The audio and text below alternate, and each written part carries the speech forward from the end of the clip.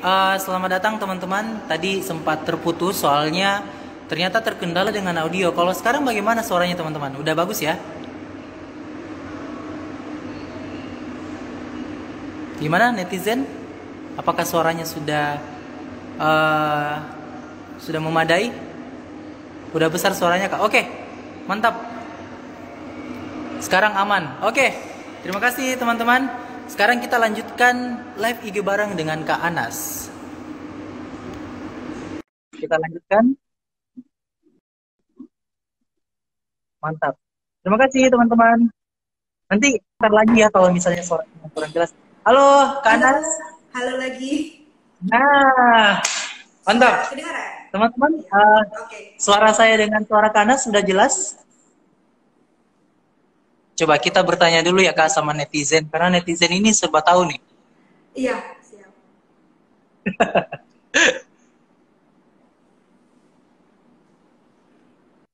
Jelas Kak? Oke, kita lanjut. Kak Anas, tadi sempat terputus di saat kakak ternyata pertama kali masuk QC itu direkomendasikan sama Iya, saudara. Dan iya, awalnya sempat terpaksa. Nah, iya betul. setelah merasa terpaksa, gimana responnya Kak Anas waktu itu? Ya waktu itu coba dijalani saja sih Pak, gitu. Jadi kayak kan apalagi semester-semester awal kan masih masih basic lah kasarannya kayak gitu. Jadi ya coba Hmm. dijalani saja. Ternyata ya cocok-cocok aja sih sampai lulus. Oke, berarti teman-teman kalau misalnya ada suatu kegiatan atau pekerjaan yang awalnya terpaksa, jangan khawatir, mungkin lama-lama akan terbiasa. Mungkin seperti itu Betul. kali ya. Iya. Oke, nah itu adalah alasan pertama kali Kak Anas masuk QC. Waktu pertama kali memilih jurusan DKV, itu seperti apa Kak ceritanya? Kalau jurusan DKV memang jurusan yang di apa namanya di mau ya dari awal ya dari SMA memang dari awal carinya kampus yang ada DKV-nya karena memang dari dulu kan hobinya itu lebih ke craft begitu terus ngedesain jadi ya masuk DKV aja sudah. Oh, jadi memang dari hobi. Bisa dibilang berarti Kak Ya Anas ini jago menggambar ya? enggak juga sih. Kalau menggambar sebenarnya enggak. Cuman kalau DKV itu kan ya Oh, basic. Orang kan pasti kalau dengar soal DKV pasti selalu pikirnya menggambar, tapi sebenarnya ya enggak gitu. Justru DKV kan sebenarnya kalau desain komunikasi visual, bagaimana kita berkomunikasi melalui visual dan itu tidak mesti dalam bentuk hmm. gambar begitu. Jadi bisa dalam bentuk foto atau grafis dan kata-kata dan lain sebagainya kayak gitu. Jadi stigma anak DKV harus pintar gambar sebenarnya di UC enggak sih begitu. Oke, berarti kalau misalnya kita cuma bisa gambar gunung yang ada matahari senyum itu boleh masuk di kafe ya? Iya masih bisa Pak, masih bisa. Masih Temen bisa. saya Waduh, ada. berarti masih ada peluang nih. Oke, jadi buat teman-teman yang merasa setiap hari kalau disuruh menggambar cuma bisa gunung dan matahari tersenyum, kalian punya kesempatan untuk masuk di kafe. Jangan khawatir teman-teman, karena di kafe itu menggambar secara visual lewat foto atau video seperti yang dijelaskan sama Betul. Kak Anas. Nah, itu Betul. dia. Oke, nah eh setelah lulus di UC DKV 2012 2000 berapa selesainya Kak berarti? 2016. 2016. 2016. Iya. Nah, itu bagaimana ceritanya sampai Kakak bisa menjadi manajer marketing di Citraland Siti Losari. Itu kan DKV dengan manajerial itu kan agak berbeda ya. Itu gimana Iya, ceritanya, Kak? betul. Agak-agak berkebalikan sekali sih sebenarnya kalau anak-anak DKV kan sangat sangat identik dengan anak-anak introvert ya. Anak introvert di belakang layar. Introvert. Ya, betul. Pasti identiknya kan introvert di belakang layar, jarang ketemu orang, susah ngomong begitu kan. Kalau di Hmm. marketing kan memang betul-betul terbalik kelasarannya di mana ya kita harus sering ketemu sama orang, bisa ngomong sama orang gitu kan, apalagi ngejelasin produk misalnya. Awalnya sih saya masuknya nggak di marketing dulu, departemen marketing tapi bukan bagian divisi marketingnya, tapi di promosinya. Kalau di Ciputra itu kan promosi itu ya desainer gitu. Jadi bukan cuman desainer sih, jadi kayak semacam marketing communication gitu sih. Jadi kayak urus handle event kayak gitu-gitu. Awalnya sih joinnya karena itu sih, karena pikirnya ya coba aja apa namanya sambil nunggu kan, sebenarnya kan udah ada planning waktu itu sudah ada planning, kemudian ada alumni UC juga info ini lagi ada cari orang promosi di Makassar, coba-coba aja dulu gitu kan, mengisi waktu lah kasarannya. Waktu itu belum wisuda soalnya, jadi betul-betul baru pulang Makassar gitu. Ya udah coba-coba masuknya sebagai promosi waktu itu 2016. Gitu. Berarti awalnya sebagai marketing communication yang mengkomunikasikan soal pemasaran atau bagian-bagian desain juga. Terus titik baliknya ketika Kak Anas jadi manajer marketing itu gimana ceritanya, Kak? Jadi waktu jadi promosi itu kan juga sering ya, maksudnya sangat dekat lah dengan marketing. Maksudnya kita promosi di situ, kita kan juga mesti tahu ya, maksudnya kebutuhan-kebutuhan dari orang jualan itu seperti apa sih gitu kan. Karena kita kan nggak mungkin ngedesain kalau tanpa ada apanya ya, semacam ada yang diselesaikan. Desainer itu kan seperti itu, jadi pesan apa sih yang mau disampaikan, orang harus tangkapnya seperti apa, seperti itu kan. Jadi lebih dekat lah waktu itu ke marketing, jadi sering diikutkan juga, misalnya kayak meeting-meeting dengan direksi gitu-gitu untuk strategi penjualan dan lain sebagainya. Di tahun 2019 awal itu sih baru dari manajemen mempercayakan untuk jadi marketing manager di Citraan Siti Losari. Begitu. Jadi memang awalnya ya lihat-lihat aja sih orang ini, maksudnya memperhatikan sekitar aja sih, maksudnya kayak misalnya sales menjelaskan kayak gimana, kayak gitu-gitu. Belajar dari situ sih. Tuh. Berarti Kak Anas kurang lebih butuh 7 tahun untuk bisa ada di posisi seperti ini ya? Enggak, saya lulus 2016 akhir sih saya join di Ciputra. Jadi waktu itu 3 tahun berarti. Enggak. Oh, 3 tahun. Iya. Oke. 3 tahun berarti, join di Ciputra. Sampai saya kira waktu itu. Oke. Saya kira Kak Anas Ciputranya itu waktu masih jadi mahasiswi, ternyata setelah lulus ya? Setelah lulus, betul. Oke. Wow. 3 tahun sudah bisa berproses, bisa menyesuaikan, dan bisa jadi manajer marketing. Nah, mungkin Kak Anas bisa membagikan tips, ini ilmu apa yang diperlukan sehingga kita bisa konsisten dan bisa punya tanggung jawab yang lebih, Kak Anas, dalam waktu 3 tahun doang. Apa ya? Kalau saya sih selama ini bukan orang yang ambisius ya Pak. Maksudnya di posisi sekarang jadi marketing manager pun saya nggak mengharapkan itu dari awal gitu loh. Maksudnya ya udah kerja aja. Mungkin lebih ke ini ya, maksudnya klasik sih, tapi lakuin aja yang terbaik gitu untuk kita kerja sama orang ya. Kita pikirin bagaimana caranya supaya apa yang kita kerjakan itu menghasilkan yang terbaik, yang kayak gitu. Itu mungkin kedengarannya simple Pak. Itu mungkin kedengarannya simple, tapi apalagi di kondisi di situasi sekarang ya, tidak mudah orang kerja nggak hitung-hitungan gitu. Jadi kayak misalnya kerja lakuin yang terbaik, tapi misalnya apresiasi dari kantor kurang atau apa, itu kan biasa bikin drop ya. Ya yang kayak gitu-gitu yang mesti kita tidak pikirkan sih mungkin ya. Maksudnya tidak usah dipikirkan masalah apresiasi, ya udah kamu kerja yang baik aja, toh nanti ada hasilnya kayak gitu. Gitu sih. Jadi kadang-kadang kan pikirnya pasti kalau saya kerja kayak gini imbalannya apa nih kayak gitu. Itu yang mesti sebenarnya, apalagi kalau kita baru meniti karir yang seperti itu tidak kita fokuskan ya mungkin ya maksudnya.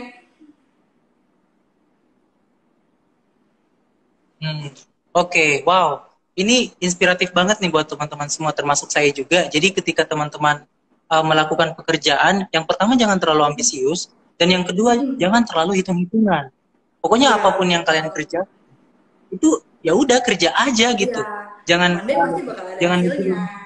mikirin, nanti bakal ada hasilnya. Jangan mikirin, aduh kok nggak diapresiasi ya, aduh kok Mm-mm. imbalannya nggak ada. Jangan jangan pikir kayak gitu teman-teman. Karena Iya, kenapa betul. bisa Kak Ana ada di posisi sekarang menjadi manajer manajer marketing Citra Land City Losari dalam waktu 3 tahun? Karena memang Kak Anas fokusnya kerja aja, tidak memikirkan ini hasilnya nanti gimana ya, imbalannya bagaimana, Iya, enggak. Nah kita ini nih pikirin, yang penting iya. banget. Mungkin pikirin jangka pendeknya aja. Di depan lagi ada apa, ya udah dikerjain itu aja. Jangan terlalu muluk-muluk lah mungkin ya. Maksudnya kita berambisi boleh, kita berimpian, bermimpi mungkin boleh ya, tapi maksudnya jangan jangan menjadikan itu seperti ya, saya kalau kerja ini dapat apa ya, saya kalau kerja ini kira-kira atasan saya apa appreciate nggak ya, kayak gitu-gitu mungkin. Hmm, oke. Gitu. Nah, Kak Anas, teman-teman yang usianya masih muda, itu erat banget kaitannya dengan mager, malas gerak, Iya. insecure, Ha-ha. overthinking. Nah itu gimana cara ngatasinnya tuh? Saya terus terang waktu masuk juga insecure ya. Maksudnya waktu masuk itu saya karyawan paling muda di sini Hmm, pada saat itu. Jadi kayak somehow merasa ya nggak dianggap lah begitu. Anak baru lulus, wisuda aja belum, caranya kayak gitu lah. Terus masuk mau ngurus ini ngurus itu gitu kan kayaknya nggak apa ya, mungkin orang-orang juga apa sih ini anak kemarin sore gitu kan, ada sih pasti, ya. cuman ya uh, saya sih cukup beruntung punya mungkin atasan-atasan saya yang cukup apa namanya merangkul gitu, jadi kayak every time kita butuh apa gitu mereka pasti support gitu sih. Oke. Jadi yang awalnya seorang Kak Anas insecure, tapi karena lingkungannya, apalagi atasannya Kak Anas itu merangkul, sehingga itu perlahan memudar ya Kak? Iya, jadinya ya udah, maksudnya atasan selalu bilang sih terserah lah, maksudnya umur kamu berapa, yang penting kamu bisa kerja, kamu apa namanya, kamu buktikan aja dari hasil kerja, kasarnya kayak begitu. Itu sih. Hmm. Oke, Kak Anas, bisa dibilang Kak Anas ini adalah pimpinan di marketing, manajer marketing Citra Land City Losari. Nah, sikap Kak Anas sebagai pimpinan kepada staf-stafnya itu gimana Kak biasanya? Apa yang ditanamkan untuk bekerja? Kalau saya sih selama ini ngajar tim, ya maksudnya kerja pakai hati gitu ya, jangan kerja cuma kayak saya mau cari duit gitu.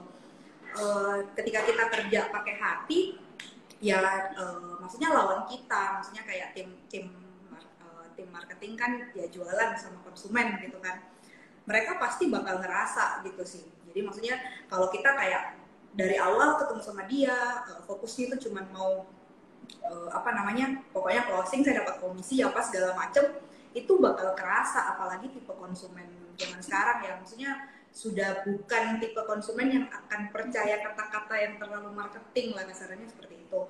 Yang sering saya inikan ke anak-anak sih seperti itu, dan juga saling bantu sih sama-sama tim gitu ya, karena kan kita kerja nggak mungkin bisa sendiri, meskipun kamu mungkin ngomong oke saya bisa closing sendiri, saya bisa kerjain sendiri, one day kamu lagi kesusahan atau lagi ada lagi nggak ada, orang lain juga pasti nggak mau bantu kayak gitu sih. Hmm, oke. Karena kan yang namanya memimpin itu kita harus memahami dulu kan, ini Ya tipikal betul, kepribadian seperti ini gimana, betul si B gimana, itu kan nggak boleh sama ya cara iya pendekatannya. Nah, Kak betul Anas, pasti. biasanya tipikal kepribadian seperti apa yang kayaknya, aduh ini tantangannya besar banget, nih, itu kayak gimana tuh? Tantangannya yang saya paling berasa sih kalau anak-anak terlalu baper ya gitu. Ya biasa baper gitu kan. Apa namanya, ya kalau misalkan ya baper terus mungkin apa ya yang paling saya sulit ngomong itu kalau sampai mereka itu kayak masa bodoh kayak gitu sih. Hmm, Itu yang paling saya apa ya, paling susah tolerir lah kalau misalnya mereka itu sudah masa bodoh atau kebanyakan drama kayak gitu. Mungkin ya. Oke. Drama baperan Nah, gitu kan. biasanya cara ngatasinnya tantangan ini gimana Kak? Kalau versinya Kak Anas, itu gimana?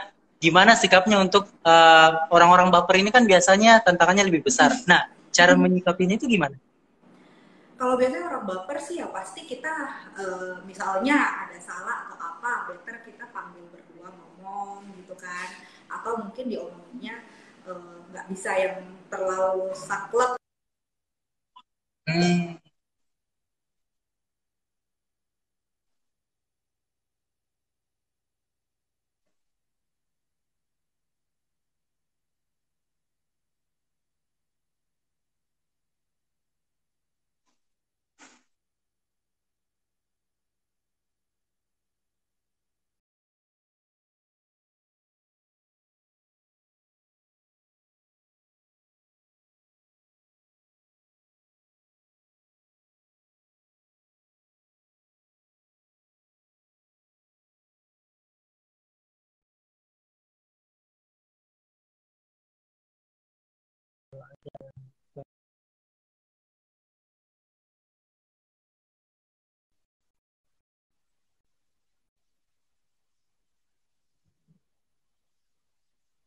Nah, jadi teman-teman yang bergabung, nanti di akhir acara kita akan bagi-bagi merchandise dan toko. Kalau misalnya penontonnya lebih dari 20. Oke, karena ini Iya, sudah bergabung sorry kembali, keputus. mungkin boleh dilanjutkan. Ya, Iya, oke. sampai mana tadi ya?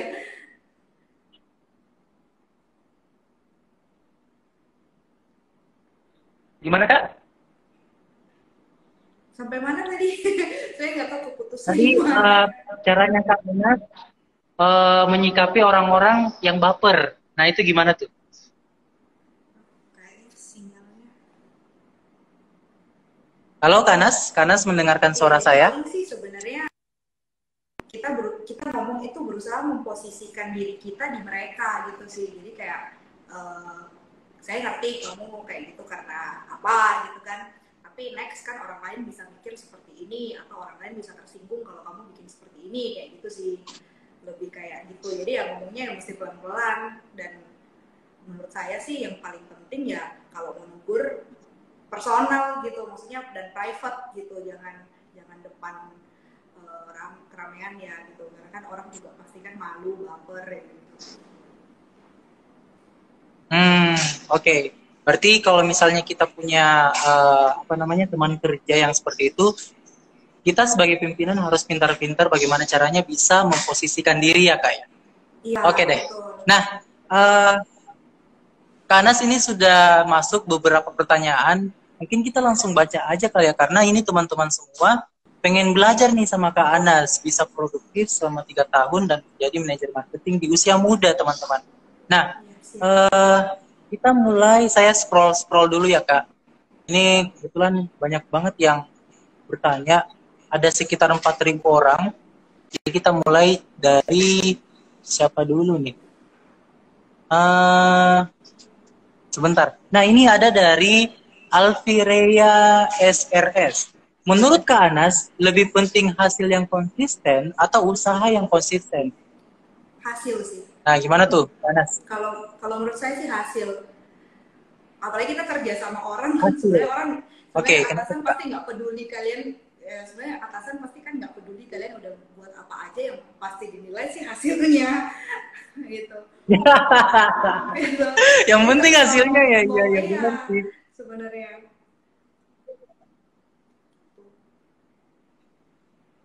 Oke. Nah, buat teman-teman yang ingin bertanya soal pengalaman perjalanan karirnya Kak Anas atau pengalaman kuliahnya di DKV, boleh silakan tulis pertanyaannya. Nah, pertanyaan selanjutnya ada dari Grevia 07. Kak, menurut Kakak di masa pandemi ini, apa sih yang bisa mahasiswa lakukan supaya tetap bergerak maju? Karena sekarang ekonomi lagi sulit-sulitnya. Nah, gimana tuh Kak Anas? Untuk bisa bergerak maju untuk mahasiswa, tapi ya Dari mahasiswa sih Iya, ya misalnya sebenarnya. mungkin mahasiswa biar produktif di masa pandemi harus Oh, misalnya oke. berbisnis kah atau berkarya kah. Nah, itu kira-kira Sebenarnya menurut Kanas saya sih, gimana? menurut saya sih di pandemi ini kita kan jarang, maksudnya mungkin mahasiswa belum masuk benar-benar masuk sekolah gitu ya, masuk masuk kuliah, Benar. masuk kampus. Ya mungkin hal yang paling simpel yang bisa dilakukan ya belajar banyak sih, karena belajar sekarang kan sudah Hmm. sangat gampang. Saya pun sendiri lebih sering belajar dari YouTube sih gitu, jadi maksudnya kayak skill-skill desain, trik-trik desain itu lebih banyak lihat dari YouTube. Dan kalau sekarang banyak waktu di rumah sih sebaiknya dimanfaatkan untuk hal seperti itu mungkin ya, daripada nanti kan soalnya kan kalau mager itu mager mau geraknya udah susah. Iya. Nah, benar banget tuh teman-teman. Jadi jangan sampai pandemi ini kalian menganggapnya sebagai masalah. Justru itu bisa jadi peluang teman-teman. Seperti Kak Anas sudah jelaskan, kita sudah hidup di dunia digital, jadi sudah bisa mencari, aduh ini skill apa ya yang aku bisa tingkatkan, misalnya ilmu desain yang seperti Kak Anas jelaskan, atau ilmu masak misalnya, atau ilmu editing. Nah, semuanya sudah tersedia di dalam YouTube Betul. atau digital yang lain, tinggal bagaimana caranya kita merebutnya atau meraihnya. Oke, saya akan membacakan pertanyaan selanjutnya nih, Kak Anas. Uh, Kak, giveaway-nya apa, Kak? Kita bakal bagi-bagi merchandise buat teman-teman yang pertanyaannya paling menarik, versinya Kak Anas, dan akan mendapatkan OVO bagi orang-orang yang beruntung, teman-teman. Nah, ini ada lagi nih dari Grevia lagi nih, Kak Anas. Tips-tips berkarir dong, Kak, kayak step by step gitu, Kak. Nah, itu gimana? Mungkin bisa dijelaskan lagi step by stepnya supaya teman-teman, oh ternyata seperti ini ya, supaya bisa menjadi seperti Kak Anas. Kalau saya sih selama ini prinsipnya ya, maksudnya kalau kerja itu usahakan yang terbaik, harus mau kerja keras, harus mau usaha lebih dibandingkan orang lain gitu. Maksudnya bukan berarti karena kita mau berambisi mau lebih daripada orang lain, tetapi kalau misalkan kita kerjanya cuma rata-rata ya apa yang bisa menonjol dari dirinya kita, itu yang pertama. Dan yang kedua, kalau kita kerja sesuatu yang gampang lah kasarnya, apalagi anak milenial sekarang kan sukanya yang praktis gitu kan, kalau kita kerjanya carinya yang gampang, kita menurut saya sih nggak akan menghasilkan sesuatu yang uh, bagus gitu ya, karena maksudnya sesuatu yang kita usahakan dengan effort yang lebih, hasilnya juga pasti akan lebih gitu. Dan kalau misalkan itu hal yang gampang, kan berarti orang lain sebenarnya bisa kayak gitu. Itu sih yang selama ini saya perhatikan. Hmm. Kalau misalkan memang itu agak ribet dikit tapi menghasilkan sesuatu yang lebih lebih apa ya, lebih bagus, ya kenapa enggak, harus mau repot sih sebenarnya menurut saya ya. Maksudnya apalagi kan sekarang orang sukanya cari yang praktis, dikit-dikit carinya langsung ketik Google aja udah gampang gitu kan. Nah itu kalau misalkan eh, mudah ya semua orang bisa bisa buat. Iya, iya. Nah, itu tuh teman-teman, step by step dari Kak Anas. Intinya karena kita masih muda nih, masih muda Iya. banget, masih produktif banget, jangan sampai waktu kita disia-siain. Harus lakukan yang terbaik seperti Kak Anas. Karena Kak Anas ini sudah membuktikan dengan melakukan yang terbaik, pokoknya kerjanya harus fokus, tanpa memikirkan, aduh ini nanti gimana ya, itu nggak perlu banyak mikir teman-teman. Berpikir boleh, tapi jangan kebanyakan, karena kalau kebanyakan mikir nanti nggak Nggak kerja-kerja. kerja-kerja. Nah, Betul. seperti itu kurang lebih Nggak teman-teman. jalan-jalan. Oke, uh, pertanyaan selanjutnya, um, Kak, mau nanya dong Kak, apa motivasi Kakak dulu, apa namanya, apa nih, memulai karir bisa seperti sekarang Kak? Motivasinya apa Kak? Sebenarnya sih bisa dibilang waktu awal kerja ya cuma coba-coba sih sebenarnya. Jadi maksudnya coba-coba terus eh, karena di waktu itu kan awal proyek juga di Citraland sini kan awal proyek, jadi tim juga belum lengkap, jadinya seru aja gitu belajar sesuatu yang baru gitu. Jadi kepo-kepo sana sini ya sambil belajar sih gitu. Jadi kayak mungkin karena lingkungan kerja juga lebih dinamis, ya tadi saya bilang karena timnya belum lengkap, jadi serabutan lah kasarannya waktu awal-awal itu. Jadinya lebih ini sih, maksudnya mungkin karena saya, itu mungkin anak muda itu harus mencari rasa penasarannya sendiri sih menurut saya. Jadi kan kayak kemarin karena ya tadi saya bilang timnya belum lengkap, ini proyek baru, penasaran kan, apalagi di sini kan proyek reklamasi, penasaran metodenya seperti apa, ininya sambil belajar di situ. Sih sebenarnya nggak ada tujuan apa-apa, misalnya kayak mau tujuan supaya bisa jadi marketing manager atau apa, itu nggak ada gitu. Jadi motivasi awalnya ya cuma mau belajar gitu, seru aja gitu kalau ada pengalaman baru kan. Apalagi kita ini anak desain yang lihat angka itu cuma nomor induk mahasiswa, jadi terus lihat sekarang ada macam-macam, ada ini prices, ada ini, ada macam-macam lah namanya yang di properti gitu ya. Jadi kayak penasaran aja sih gitu, mau tahu. Oke. Nah, ini nih, nggak selamanya kepo itu buruk. Kepo itu bisa baik di tempat yang tepat. Kita harus kepo. Iya, harus budayakan budaya kepo. Kenapa? Karena dengan kepo kita akan belajar, penasaran, ini gimana caranya, ini untuk masuk di situ gimana. Sehingga itulah yang mengantarkan ke Anas bisa di titik sekarang. Jadi, nggak usah kebanyakan mikir teman-teman. Kalau misalnya ada jalan, langsung kerja aja. Itu juga yang sering diajarin atasan saya sih di marketing, mesti kepo. Kalau dengan kepo kamu bisa belajar banyak gitu, bukan kepo dalam negatif sih, maksudnya kayak masalah personalnya orang mungkin kita korek-korek apa segala macam, enggak. Tapi misalnya kita diomongin divisi lain, bukan divisi kita ya, misalnya ini nggak bisa, kenapa nggak bisa gitu, alasannya apa, ininya gimana ya gitu. Itu sih mungkin. Benar. Iya. Karena kebanyakan kita sebagai anak muda itu kayak takut gagal mulu nggak sih? Kayak, aduh ini kalau aku kerja ini gagal nggak ya? Kalau misalnya kita takut gagal itu memang manusiawi. Tapi gagal yang sesungguhnya adalah ketika kita tidak mencoba. Itu dia. Bagaimana Kanas? Iya, setuju. Oke, kita langsung ke pertanyaan selanjutnya ya. Waduh, banyak banget nih pertanyaannya masuk nih. Teman-teman excited banget gitu ternyata. Ini ada pertanyaan dari siapa nih? Nih, ada dari Muhammad Hikmat _Ilham. Kakak kan dari jurusan DKV, yang mana jurusannya itu banyak siswa yang kurang bisa berkomunikasi dan meyakinkan banyak orang. Nah, gimana cara kakak buat bisa bergaul dengan banyak orang, terus bagi tips kak? Nah, itu tuh. Iya, oke. Kalau ya tadi saya bilang kalau anak di kafe kan bener ya, maksudnya kebanyakan kan anak introvert gak bisa ngomong sama orang dan lain sebagainya. Cuman makin kesini saya tuh makin merasakan lah, maksudnya itu mungkin bedanya waktu kita kuliah di UC sama di universitas lain yang ada jurusan DKV-nya. Ketika universitas lain mungkin akan terus mengasah skill ya, maksudnya skill gambar, skill desain apa segala macam, di UC itu enggak gitu. Oke, kalian belajar desain, kalian belajar gambar itu pada porsinya sendiri, dan setiap kami kan ada berapa semester ya, 8 semester.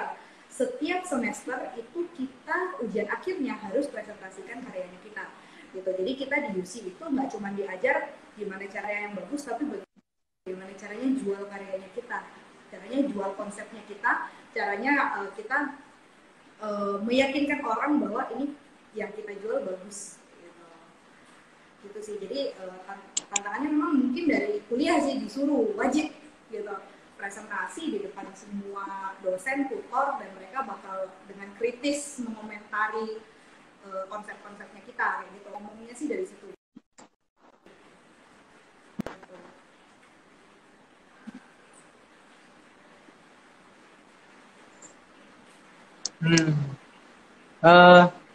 Oke. Kita langsung ke pertanyaan selanjutnya aja ya kak. Ini banyak banget ternyata yang bertanya kak Panas. Dan ada beberapa orang yang dia nggak sekali bertanya, itu saking senangnya nih dengan ilmu yang kakak sharing nih. Nah, ada dari Nugi 79. Apa saja yang kira-kira perlu diperhatikan bagi seseorang yang baru mau memulai karirnya, Kak? Oke, Baru mau mulai nih. Nah, kalau apa tuh yang harus diperhatikan? kalau yang paling susah kalau menurut saya ya waktu awal-awal kerja ya, kita dulu bisa milih teman kelompok kita siapa yang cocok dengan kita. Tapi begitu kerja, nggak mau orang yang paling kamu nggak suka juga kamu harus koordinasi. Itu yang paling penting, yang paling harus diperhatikan. Bagaimana kita bawa diri, apalagi kita orang yang baru ceritanya. Mereka kan ceritanya pas kita masuk, mereka semua sudah senior-senior lah kayak gitu. Kita masuk, itu ya bagaimana caranya kita bawa diri, jangan sampai kehadiran kita itu di awal-awal langsung gimana ya, maksudnya nggak bisa kerjasama dengan baik begitu. Biar bagaimanapun namanya hubungan profesional kerja itu pasti akan tersangkut paut dengan hubungan personal. Ketika kita misalnya hubungan personalnya baik, meskipun ada miss di pekerjaan itu bisa saling toleransi. Tapi kalau misalkan hubungan personalnya kita sudah musuhan, kesalahan kecil aja itu jadi besar gitu. Itu sih Benar-benar, itu sulit tuh.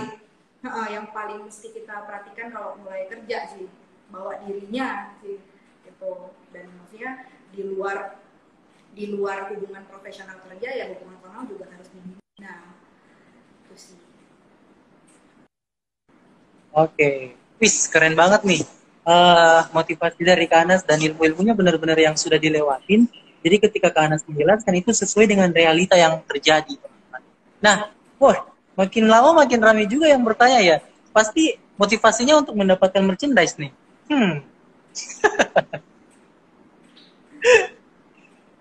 Ini yang bertanya, wah pokoknya aku harus bertanya demi mendapatkan OVO. Pasti motivasinya kayak gitu. Oke, nah kita lanjut pertanyaan lagi nih. Dari tadi terakhir uh, siapa tadi? Nugi. Oke, terus mana lagi nih? Nah ini Alvirea SRS lagi nih. Kak Anas, soft skill apa yang paling diperlukan di dunia kerja? Nah itu, Kak Anas. Apa ya, soft skillnya ya mungkin itu sih, uh, yang pertama mungkin kayak mengontrol emosi dan membawa diri sih gitu, karena Oke, wow. tidak semua orang itu apa namanya sama dengan kita kayak gitu. Jadi dulu mungkin waktu kita kuliah, kita SMA, kita mesti biasanya ya kayak ngomong harusnya kan dia udah tahu, itu kan common sense gitu. Tapi di dunia kerja dengan apa namanya berbeda-beda background ya, maksudnya dulu mungkin kita kuliah sama-sama anak di kafe, kita ngomong desain ya nyambung gitu kan. Tapi sekarang kita kerja, kita sama orang keuangan, orang teknik dan lain sebagainya, kita ngomong apa namanya konstan apa mereka itu apa gitu, kasarannya seperti itu. Jadi menyatukan bahasanya dulu sih gitu. Kita mesti, maksudnya kayak misalnya kita ngejelasin sesuatu, kita ngide sesuatu, apa ya yang tadi saya bilang, mungkin tempatkan posisi kita kayak di mereka gitu. Kita nggak ngerti, orang luar itu nggak ngerti yang kita kerjakan, seperti itu sih. Itu yang mesti, dan itu ya sabar-sabar gitu, kadang-kadang kan Oke, berarti ya. memang itu ya. Benar-benar. Empati ya mungkin ya istilahnya, lebih empati lah ke orang gitu. Gak semua orang ngerti apa yang kita kerjakan, gak semua orang ngerti apa yang kita maksud gitu. Oke deh. Kak Anas, ngomong-ngomong nih soal pengendalian emosi. Itu gimana cara melatihnya supaya kita bisa mengendalikan emosi ini? Kan tiap orang kan tingkat emosinya beda-beda Iya. ya. Ada yang tinggi banget, ada yang tengah-tengah, ada juga yang nggak terlalu. Itu mengendalikannya gimana tuh? Kalau saya sih selama ini ya, kalau misalnya sudah kayak jengkel gitu ya sama orang di kantor atau apa, mending diem dulu gitu. Mending cari kerjaan lain aja dulu, gak usah ditanggepin dulu gitu. Ketika kita nanggepin kan jadinya malah bisa bikin orang tersinggung, bisa bikin apa segala macam. Mending kita diem dulu, pikirin baik-baik dulu lah kasarannya kayak gitu. Kita ajak ngomong gitu. Ini katanya kemarin kayak gini ya, gini gitu. kan bakal masuknya lebih enak daripada kita lagi emosi terus langsung meledak-ledak kayak gitu. Mungkin lebih kayak itu sih. Oke, wow. Ini, aduh ini aku setiap dengar Kak Anas menjawab ini benar-benar relate banget gitu. Karena memang terjadi sesuai realita. Itu tadi seperti mengendalikan emosi, itu kan penting banget ya teman-teman. Untuk mengendalikan emosi. Dan nggak hanya di dunia pekerjaan, itu bisa diterapkan di kehidupan nyata. Misalnya teman-teman lagi berantem sama pacarnya. Nah, mengendalikan emosi itu sangat penting. Jadi seperti Kak Anas bilang, itu harus diam dulu nih, diam dulu, nggak usah ditanggepin. Nanti kalau misalnya dingin, baru ngomong baik-baik. Nah, seperti itu, teman-teman. Oke, kita langsung membacakan pertanyaan lagi nih, karena soalnya benar-benar banyak banget. Jadi ini keren nih, soalnya kita interaksi dua arah. Jadi nggak cuma saya dengan Kak Anas saja, tapi teman-teman yang gabung juga ternyata punya pertanyaan yang luar biasa juga nih. Oke. Nah, ini ada dari skydream_22. Menurut kakak, bagaimana membuat orang untuk tertarik membeli barang Anda? Tetapi kan sekarang sedang pandemi, jadi apa strategi kakak untuk memasarkannya? Nah, ini menarik nih. Gimana tuh, Kak Anas? Kalau secara general ya, maksudnya supaya orang tertarik beli barangnya kita, yang pertama kita harus percaya dulu sama barangnya kita. Itu sih, itu bakal terasa sekali dari penjelasan kita, terasa sekali dari body language-nya kita. Kita harus percaya dulu sama produknya kita. Ketika kita sendiri sudah maksudnya ragu mungkin sama produknya kita tahu kekurangan misalnya produknya kita dan kita tidak tahu bagaimana cara menjelaskannya, itu mending dicari tahu dulu gitu. Nah, kalau untuk yang di pandemi sekarang, apa ya? Mungkin karena di sini pasarnya juga sudah mulai membaik. Kemarin itu kita buatnya bikin semacam panic buying sih gitu di Cekran Losari ya waktu itu. Kita semacam bikin panic buying, ada produk limited yang kita luncurkan dan itu responnya sangat panas lah kasarannya di masyarakat dan akhirnya orang-orang melirik lagi ke proyek sini gitu. Itu sih yang kemarin sempat kami lakukan waktu pandemi. Oke. Nah, ini ada lagi Kak dari Permatasari. Dalam menghadapi masalah pada saat kita bekerja, bagaimana yang menghadapinya? Pasti kan ada pasang surutnya dalam berkarir. Itu menghadapi masalahnya gimana? Gimana Kak Anas? Kalau ada masalah. Kalau saya sih selama ini kalau misalkan ada masalah di pekerjaan, saya cenderung diskusi sih sama atasan. Dan ya itu balik lagi beruntungnya saya di sini karena atasan-atasan saya itu selalu support gitu. Jadi selalu support, selalu backup lah kalau ada apa-apa kayak gitu. Jadi kalaupun ada masalah ya biasanya sih saya pikirin dulu misalnya ada solusi A B C D gitu. Kira-kira yang mana dengan resiko yang terkecil, kemudian saya ajukan ke atasan gitu. Ini kita sekarang ada masalah kayak gini, tapi menurut saya mungkin kita bisa buat seperti ini, kayak gitu sih. Karena memang kadang-kadang kan kalau kita, apalagi kita bisa dibilang jam terbangnya kan ya beda lah sama atasan gitu kan, makanya pandangan tersendiri. Tapi kalau kamu bikin seperti ini, nanti kayak gini loh, bisa jadi seperti ini loh. Oh iya bu, ya gitu.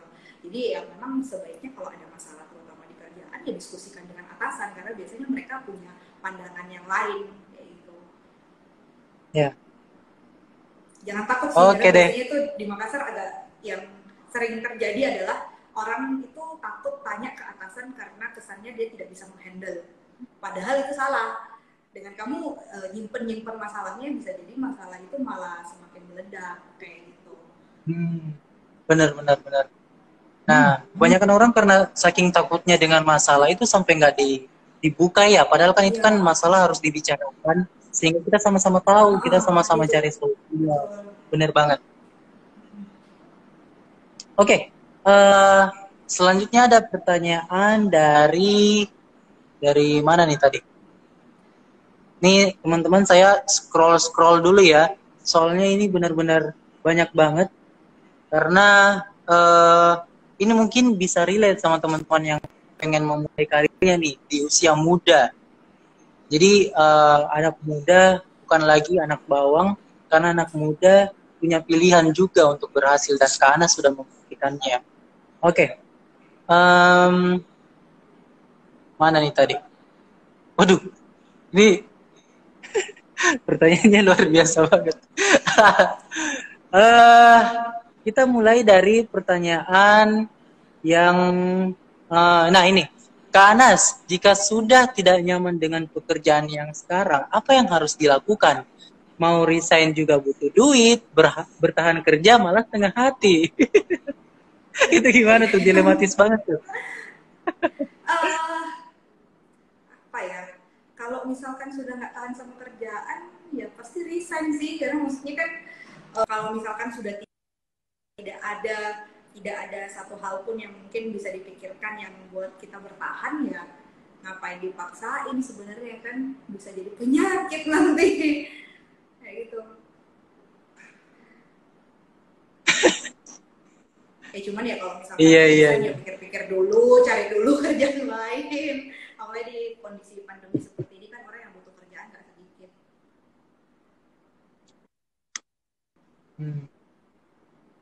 Nah, ada lagi nih Kak, dari Risi_04. Kak, apa sih arti kesuksesan bagi kakak? Nah, bagi Kak Anas, sukses itu apa sih? Apa ya? Nggak tahu juga ya kalau sukses. Maksudnya tolak ukur kesuksesan setiap orang kan beda-beda. Gitu sih. Cuman ya nggak ada bayangan sih sebenarnya kalau sukses itu seperti apa ya. Karena maksudnya menurut saya ya setiap di atas langit masih ada langit gitu. Jadi kalau misalkan ngomong, oh saya sudah sukses, saya sudah apa namanya, saya sudah oke dengan kondisi yang seperti itu ya, maksudnya buat saya sih selalu ada hal yang bisa dipelajari, hal yang baru.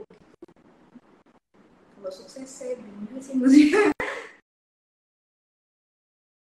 Halo Kak Anas. Ya halo, keputus lagi. Nah, oke. Kita langsung lanjut pertanyaan aja kali ya, Kak Anas. Sebelum kita memilih, kira-kira menurut Kak Anas, mana nih 2 pertanyaan yang paling menarik? Atau 3 deh. 3 pertanyaan paling menarik itu berhak mendapatkan merchandise. Dan 1 orang yang paling beruntung akan mendapatkan OVO senilai Rp100.000. Oke deh, kita lanjut scroll lagi. Iya, Kak, bisa nggak ceritain pengalaman pahitnya selama jadi mahasiswa sampai berkarir? Sama gimana caranya kakak menghadapi kesulitan itu? Nah, karena kan nggak mudah ya ada di posisi sekarang ya kak. Kadang ada naik turunnya gitu kayak roller coaster. Nah, mungkin Kak Anas bisa ceritain tuh gimana pengalaman pahitnya katanya. Kalau Silahkan Kak Anas. pengalaman di kuliah kan sebenarnya standar ya, mungkin mahasiswa ya, maksudnya selama ini sih saya kuliahnya juga ya tugas-tugasnya kan sesuatu yang kita suka, jadinya lebih enjoy gitu. Cuman ya mungkin yang pahitnya sih kalau anak DKV itu kan sudah luka-luka, memahat apa segala macem. Terus yang saya pernah alami sih waktu itu tugas memahat sih, jadi memahat gypsum, sudah memahat sampai luka-luka, terus pas mau dikumpulin jatuh, pecah. Mungkin kayak kalau untuk kuliah sih ya paling yang kayak gitu-gitu sih, kayak yang kita udah kerjain berlembur-lembur terus zong kayak gitu. Kalau untuk pengalaman yang kerja apa ya, maksudnya mungkin perasaan tidak diterima ya waktu awal kerja ya di kantor gitu. Yang mungkin tadi yang saya ceritakan, kita masuk anak bawang, paling kecil, paling muda gitu, terus ngatur ini, ngatur itu gitu kan. Mungkin buat sebagian orang apaan sih gitu kan gitu. Jadi mungkin ada yang seperti itu sih. Jadi waktu awal kerja ya nggak diterima sih gitu sama tim. Oke. Berarti teman-teman semua jangan langsung lihat hasilnya kalau Kak Anas ini 3 tahun menjadi manajer marketing, tapi lihat prosesnya. Di balik hasil yang Kak Anas dapat sekarang itu prosesnya benar-benar panjang banget, berdarah-darah banget teman-teman semua. Jadi kalau misalnya kita mau berhasil, jangan takut gagal. Ketika kita berhasil, harus takut gagal, harus berani ambil risiko gagal juga, karena itu satu paket, nggak bisa dipisahin. Begitu ya, karena kurang lebih Iya ya. betul.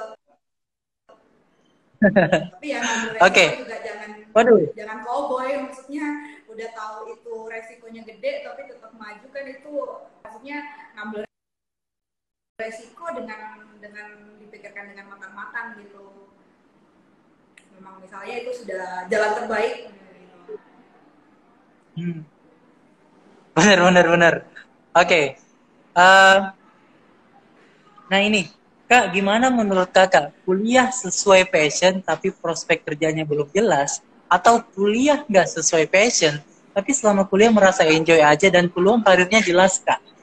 Nah, itu gimana? Kalau buat saya sih kuliah sesuai passion gitu, karena untuk yang hal lain kayak saya sekarang, hal lain itu masih bisa dipelajari setelah kuliah sebenarnya. Setelah kuliah bukan berarti kita sudah nggak bisa belajar kayak gitu. Jadi kalau kita kuliah sesuai passion ya nikmatin aja masa kuliahnya kita gitu kan kasarannya. Dan dengan kita sebenarnya kuliah bukan cuma soal kita melatih skillnya kita, tapi di situ kan juga melatih soft skill dan juga apa namanya melatih pola pikir sebenarnya, bukan cuma sekedar skill. Jadi kalau misalnya kita Mindsetnya. kuliah tidak sesuai passion, tidak enjoy, ya kayak kasihan banget sih.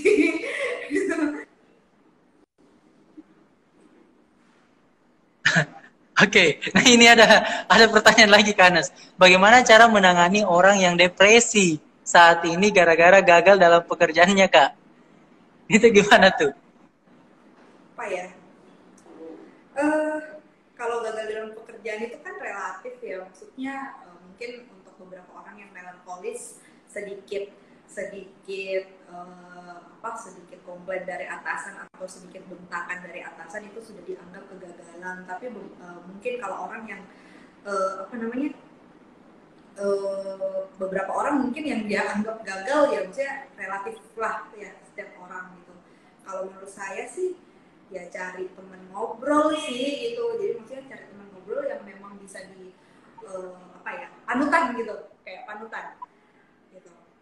Jadi kayak biasa saya juga kalau misalnya udah desperate misalnya mau launching uh, ada perasaan berat atau apa segala macam itu saya omongkan dengan atasan saya kayak gitu sih. Dia bilang datanya tuh kayak gini gini gini gini, jadi kita resiko gini loh gitu kan, itu juga beban buat kita kan kalau di marketing gitu. Ya diomongin aja sih gitu. Kalau dalam kasus saya sih atasan, karena mereka yang lebih apa ya lebih paham kondisi lah gitu, dan mungkin ya secara pengalaman mereka lebih banyak makan garam dunia gitu. Iya, iya. Karena tapi ngomong-ngomong nih, eh, siapa orang yang membentuk Kak Anas bisa sampai di titik sekarang? Maksudnya, Hmm, pasti kan mindset yang Kak Anas dapat ini, pola pikir yang Kak Anas dapat, terus gimana cara bersikap ini nggak langsung ada dong, nggak langsung jadi dong. Nah, siapa orang yang paling berpengaruh sehingga Kak Anas bisa terbentuk seperti saat ini? uh, mungkin banyak sih Pak. Jadi maksudnya kalau dari kayak SMA gitu kan memang orang introvert gitu. Cuman dari SMA ada teman saya sih satu yang memang mengajak waktu itu uh, gabung organisasi. Nah dari organisasi itu kan kita banyak belajar juga, banyak maksudnya ketemu orang juga, maksudnya kerjasama dengan orang yang mungkin beda kepribadian dengan kita kayak gitu-gitu, dan maksudnya menumbuhkan empati lah untuk anak introvert gitu. Anak introvert kan biasanya nggak ada empati ya, maksudnya berpikir dunia ya cuman di sekitar kita aja kayak gitu. Nah kalau untuk masa kuliah ya mungkin dosen-dosen saya ya, karena memang waktu kuliah saya hampir teman-teman paling cuma 3 4 gitu kan, selebihnya itu dosen gitu. Jadi yang tadi saya bilang dosen di UC itu nggak ada batasan, kita mahasiswa dia dosen kita harus hormat banget kayak apa, nggak, justru di UC itu dosen kami kayak temen gitu sih. Jadi kayak kalau jam istirahat saya ke ruang dosen ngobrol gitu, ngobrol apa aja gitu, bukan cuma masalah masalah tugas misalnya kayak gitu, cuma cerita-cerita gitu. Nah dari situ kan juga banyak belajar karena dosen-dosen kan umurnya jauh lebih tua ya, maksudnya kita lebih apa ya, maksudnya pola pikirnya itu udah beda dengan kita yang mahasiswa gitu, jadi kita belajar pasti banyak yang bisa. Kemudian kalau untuk kerja itu ya tadi yang saya bilang, atasan-atasan saya itu sangat sangat apa ya, sangat bisa diajak diskusi, sangat apa ya, tidak ngejudge gitu loh, kamu salah, kamu harusnya kerja lebih keras apa ya, itu enggak gitu. Jadi mereka lebih kayak oke, kamu sudah berusaha, saya sudah lihat kamu sudah berusaha seperti itu ya, hasilnya nanti kita kayak gitu, maksudnya tidak yang nge-push banget gitu sih. Jadi kayak mereka kalau ada apa-apa juga pasti apa ya, backup gitu. Dan atasan-atasan saya di sini memang tipenya yang mau melihat anak buahnya berkembang sih, itu yang saya paling beruntungkan ya, maksudnya mungkin beberapa kantor yang saya dengar beberapa cerita dari teman, atasan-atasan itu takut sekali anak buahnya itu lebih baik daripada mereka, maksudnya mereka itu nggak mau ngajarin, ngebatasin anak buah mereka dengan mereka karena takut one day mereka akan digantikan. Atasan saya tidak seperti itu gitu. Jadi mereka ya oke, kamu ada masalah, kamu pikirin coba solusi dari kamu yang paling oke apa kayak gitu. Nah dari situ kan kita melatih kita punya pola pikir, dan mungkin pada saat kita diskusi dia juga ngomong, kalau menurut saya harusnya kayak begini, kita di kantor nggak boleh seperti itu, misalnya kita seperti itu kita merugikan konsumen kayak gitu. Nah pola pikir yang seperti itu yang masuk ke kita kan karena diskusi kayak gitu sih.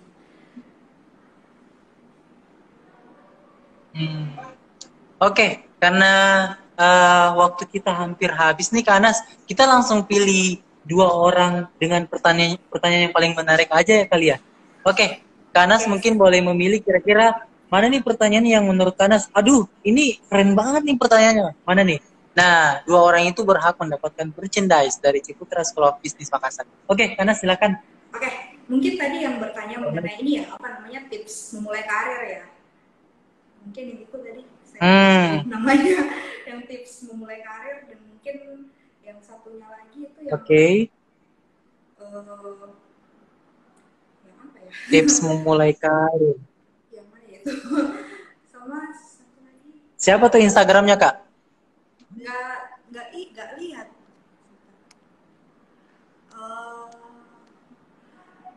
Sudah di atas kayaknya tadi Pak kan. Oh, sudah di atas banget ya? Atas Oke, bentar. Terus ada juga tadi yang tanya bagaimana menghandle tim ya, kayaknya ada tadi. Handle tim ya? Handle tim ya, ada juga tadi. Oke. Sebentar. Oh ini nih. Oke. Nah, Kak Anas, itu tadi adalah 2 orang yang beruntung mendapatkan merchandise dari Ciputra School of Business Makassar. Sekarang Kak Anas boleh memilih 1 orang yang paling beruntung. Kira-kira mana nih yang berhak mendapatkan OVO senilai Rp100.000? Boleh, Kak Anas? Nggak tahu siapa. Mungkin boleh dari yang paling bertanya, yang paling aktif, atau mungkin yang pertanyaannya yang out of the box banget, atau yang paling ini cocok nih. Pokoknya yang paling pertama menurut Kanas, ini layak nih. Mungkin yang paling pertama bertanya tadi itu siapa tuh? Kanas, boleh disebutkan namanya? Apa ya ini? Alfireya SRS. Oh, Alfireya. Oke, siap. Nah, Alfireya, ini nih. Oke deh. Oke, Alfireya, ini ngomong username-nya gimana ya? Alfireya SRS ya. Aduh. Oke, selamat buat Alfireya, berhak mendapatkan OVO senilai Rp100.000. Nanti akan kami DM untuk kelanjutannya. Teman-teman semua yang belum beruntung jangan khawatir, karena setiap hari Selasa kita bakal ada cerita CSB. Dan untuk di minggu ini kita bakal ada cerita CSB lagi di hari Jumat. Dan kita bakal ada Kamis Kuis. Widih, udah lengkap banget nih buat teman-teman yang kalau misalnya ingin mendapatkan hadiah, boleh ikutin program-program kami. Oke, Kak Anas, terakhir, kira-kira apa closing statement dari Kak Anas yang pengen disampaikan buat teman-teman semua yang nonton hari ini? Mungkin Kita punya waktu 3 menit nih Kak, kebetulan. Oke, mungkin itu sih kalau kita sebagai milenial ya, jangan mau sesuatu yang instan. Terkadang itu sesuatu yang sulit, sesuatu yang rempong, sesuatu yang ribet dikerjakan itu akan membawa hasil yang lebih baik. Dan ya sekali lagi kalau misalkan itu hal yang mudah untuk dilakukan, semua orang bisa. Apa bedanya kita sama orang lain gitu. Nah, jadi kalau memang mau effort yang lebih besar ya usahanya juga harus untuk hasil yang lebih besar ya effortnya juga harus lebih besar. Jangan cuma berharap santai-santai terus dapat hasil besar, itu ya susah gitu kan. Itu sih mungkin. Oke, Kak Anas, terima kasih banyak untuk waktunya, terima kasih banyak untuk ilmu yang udah di-sharing ke teman-teman semua. Teman-teman semua akhirnya belajar, termasuk saya juga. Ternyata step by step untuk membangun karir bisa ada di posisi Kak Anas sekarang sebagai manajer marketing Citra Land City Losari itu tidak gampang. Orang-orang hanya lihat hasilnya tanpa lihat prosesnya. Ternyata prosesnya begitu wow, panjang banget dan aduh, pokoknya semuanya lah. Nah, Kak Anas terima kasih lagi. Semoga karir Kak Anas makin sukses dan buat teman-teman semua semoga ilmunya bermanfaat. Terima kasih, saya host Imam pamit undur diri. Sampai jumpa di cerita CSB selanjutnya. Bye bye. Terima kasih semuanya. Terima kasih Kak Anas. See you.